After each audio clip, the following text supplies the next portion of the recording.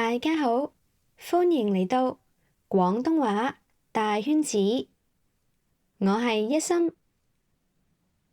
今日要教大家一個連接詞，學新嘢。雖然，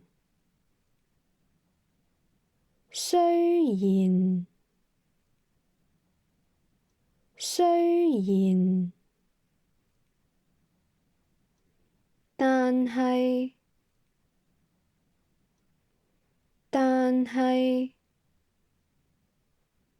又或者不過，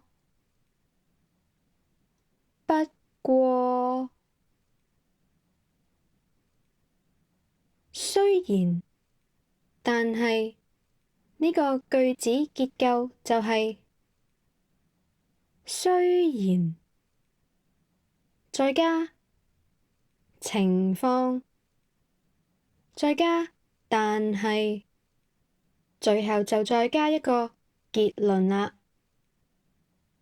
又或者不過，再加結論。我哋一齊睇下一個例子。雖然蛋撻好好味，但係唔健康。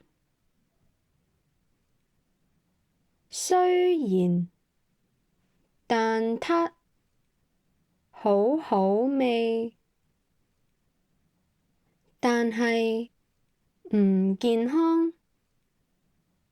雖然蛋撻好好味，但係唔健康。喺呢一度，蛋撻好好味就係個情況，而唔健康就係結論。雖然蛋撻好好味，但係唔健康。雖然蛋撻好好味，但係唔健康。我哋再睇下另一個例子。雖然廣東話好難，不過我都想學。雖然廣東話好難，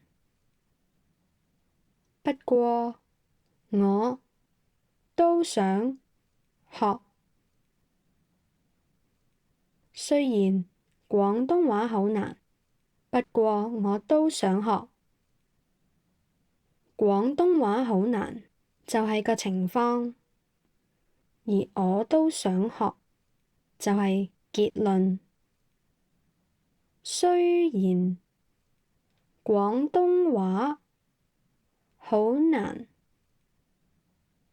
不過我都想學。雖然廣東話好難，不過我都想學。好，咁大家就練習下啦。都係嗰句，廣東話係我母語，但係如果有任何錯漏，歡迎留言話畀我知。好，係咁多，食飯先。